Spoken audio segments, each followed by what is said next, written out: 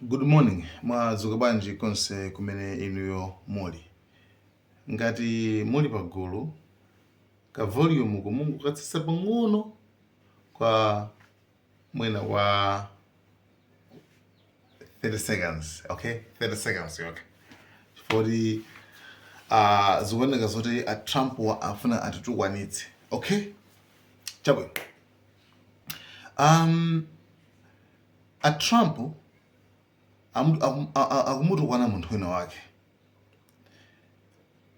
Akuti munthuyo ali full of shit, okay? Nde munthu uja dzina lake ndi Abdul al-Sayed. Akuti ali full of shit. Ndo amanyi, okay, mwichiwo chachapo poeti kuti ndo amanyi munthuyo. Like, sorry, chifukwa cha language imeneyo, koma ndofuna mumvesese bwinobwino.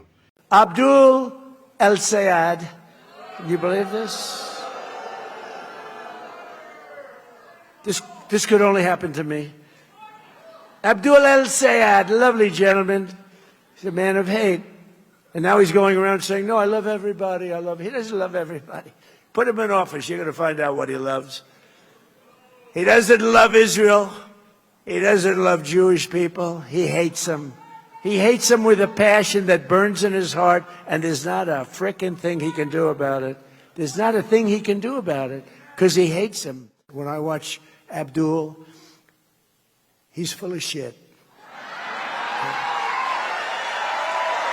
Zikuchitika. Nde munthu uja pobwezera nayenso wayankha. Atamuwuza tolankhani kuti ase akuti ndo amanyi. Nde munthu uja pobwezera wanena kuti bola ineyo at least manyangawo sindimanyirira ku State House. Says, if you pardon the language, you're full of shit. What do you say to that? At least I don't let mine go in the middle of the Oval Office. House. I mean, anyway, about mutogweza volume. It's fine. We're not going to be for the language. I don't know what it is. Actually, this guy, this guy, I mean, to my wedding, I mean, wow, I was a calabar. Anyway, so ngani kuti bwanji makamaka munthu amene ndi ndani amene akumutokwana nchini chabwino munthu ameneyo dzina lake ndi Abdul al-Sayed amene ndithu kuyimira ngati afuna akupikisana nawo pa mpando wa useneta. Chabwino tilongoswananso nkhani ya seneta kuti ndili ndani, okay, nanga ntchito yake ndi yotani, zonsezo muzimvetsesa kuyambira lero. So iyeyu ndi Msilamu, okay, and pamene ali Msilamu koma aphunzira ku Michigan kumeko ndi doctorso, okay, so ndi nzikaso ya Americaso. Munthu original yake kuti ndi wa dziko lanji. Munthu uyu ndi mu Egyptian, wa kwa Africa, fa Egypt ndi kwa Africa pacha. Anyway, ndi Egyptian munthu amene Abdul al-Sayed ndi mmene amachula Trump mujadzina Abdul al-Sayed. Hey, aliyese ntwa akulankhula zamene even a vice president J.D. Vance akhandi mantha kuti kuma guys sizakhala ndi president kusagula kuno dzina yake al-Sayed. We don't want the next administration, whoever, God forbid, you're going to have President el-Sayed in 3 years. We don't want him to undo all the incredible work that we've been doing.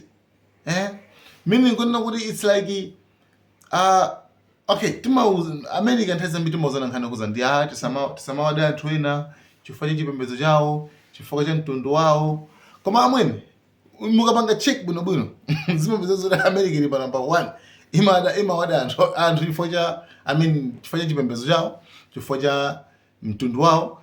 Atiputana ndi zina, something like that. Like munthu yo ndi nzika ya ku America koma even nkhani kweza ndizohorani mamudani bwanji mayor ya ku New York chifukwa ndi Islamu, chifukwa ndi mu Indian, basi. So amakhala ngati kuti aiti samakhala anthu okhala ngati odana osankhana, koma zimenezozo ndi zimene iwo ndithu zili mwa iwo. Chabwino nde nkhani yonse tiyambire apa. So Abdul Al-Sayed amene yuyu akuyimira nawo pa mpando wa useneta. So kodi seneta ndi ndani? Okay, choyambirira timvane pano tidziwe kuti dziko la America ndi si dziko limodzi yayi, koma it's like a continent, right? Muli mmene mumu ngati mweki muli ma states, muli ngati maiko okwana 50. Okay? So maiko okwana 50 aja mosemu sikuti muli ma president yayi. Aya. Samayika ma president. President chimakhala chimodzi. Ngati chi Trump chija chabwino. Koma mmene mumakhala mmene kuti mutulukemo ma anthu amene aziyimira state imene iyi. Okay? Anthu amene aziyimira dziko lija ku nyumba yopanga malamulo. Timvane pamenepo. So anthu amene okhala awiri. Kuna kuti kuwose ndeti one pa anthu awiri pa ma states okwana 50, right?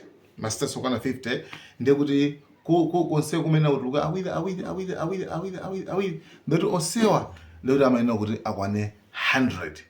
Osewa ndikuti akamapita ku nyumba panga malamulo ija iwo ndi amene amakhala ndi mphamvu zovota kuti ka budget kankhani kuza ndi nkhondo kaya titani mphamvu zimakhala manja mwa iwowa ali ngati mwa ma MP choncho tikafanizira kuti muna titengere ngati ku Malawi koma MP uja muna akuchepera ku pang'ono nanga si MP amangoyimira ka ngati ka constituency dera koma uyu amayimira ngati state. Okay, anthu awiri amayimira ngati state dziko la thunthu, right? So anthu amene wawa amatani choyambirira amayenera kuti alengeze akafuna kuti mwina ufuna uyimireti fa ufulu aliyesa atha kuyimira. Choyambirira step 1 alengeze kuti guys, my name is Abdul Al-Sayed. I am running for U.S. Senate because I've got a name that's tailor-made for U.S. politics. But actually, it just shouldn't be this hard. Hey guys, shouldn't be this hard to work one good job and know you can take care of your family. Shouldn't be this hard to know that. Okay, akulu ine ndufuna tu ndiyimire u senator. Okay, ndufuna kale senator. Kenako amenena kuti within the party mu party yawo imene aliyo, okay? Kaya Democrat, kaya Republican. Ndiye kuti mmene mujamonso akuyenera panga ma primaries. Mmene zimachitana within, right? Mukapikisana mmene muja then kenako asankheno munthu, right? Asankheno sopano okira bwino mukapikisana ndi ma primaries, ma primaries muzonse ma primaries cha DPP cha UTM zonse anandi ma primaries. Ndana panga ma primaries awo aja mutuluke munthu mmodzi. Akatuluka munthu mmodzi uja ndi pamene sipanambira kapikisana ndi wachipani china chicha. Kenako ndikusankhidwa. So Abdul Al-Sayed amene iyu nditu ndi wachipani cha ndi Democrat. Okay? Which means chipani chiyosiyana ndi Trump, right? Ngati opposite nditi DPP MCP. Chabwino. Ndi mkati mwawo muchipani mwawo amapikisana ndi munthu wina amene amachita kuti Stephen Hale. Okay, ndi wankazi. Iyeyu koma ma ideas zake zonse zimene amakamba nkhani ndikuza ndi za Israel. Ineyo za save Israel, Israel imandilota imandibwerera ku maloto Israel ye bla bla bla zawo zichi. So no. And in the United States Congress, I will continue to fight for the people of Israel.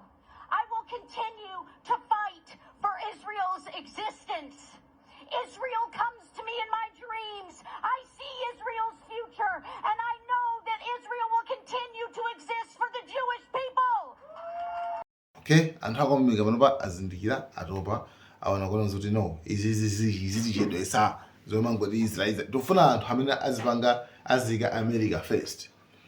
So aja within the party mkatikati mwa party yawo chipani chawocho zapeza zoti hayi anetho aluza Stephen Hale wawende Abdul sopano Abdul. Okay? Abdul Al-Sayed! This movement, this moment is for you.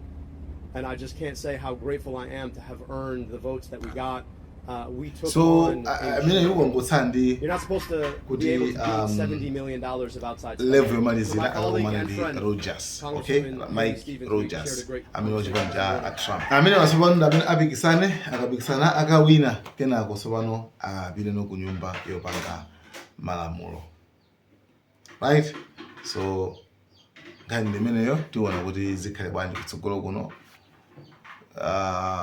apambana bwanji. Komano kampeni ya Trump isila kuti munthu uyu akumuda kwambiri chifukwa choti ndi munthu oti akunena kuti ife iye akunena zoti ineyo sinzapereka ndalama like mabudget achoti tipange fund ku Israel drama za nkhondo kuti ali ineyo ndikapita pamene ndizikakana like nase Senate ndanthamani ndi mphamvu zomakana mabiluzi amene sakufunikirira. I'm opposed to unconditional military aid for any country. That is Israel, yes, but that's also Egypt, where my family immigrated from.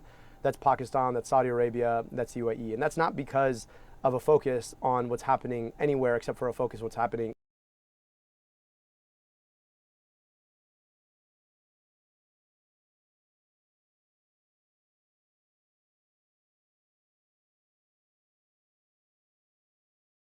So anthu amene wawa ndi amene akufuna kuti at least zinthu zino zake angopanga zopepera yayi. That's why akuti ine ndipita then mukandisankha ndikakhala munthu woti so ndizikapanga za Israel ndizikapanga za dziko langa.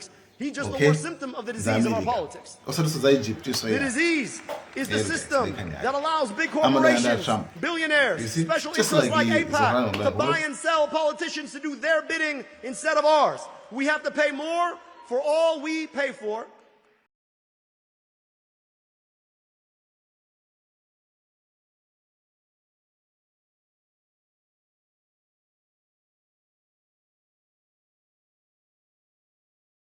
Zohran Mamdani ali ngati mayor mfumu ya mzinda wa New York. Pamene awa ndi masenators so bana anthu akhala ndi mphamvu zawo zomavota kuti bill imene isapase, bill imene ipase, something like that. So guys, nkhani ndi imeneyo. Thank you so much. Malawi cameras.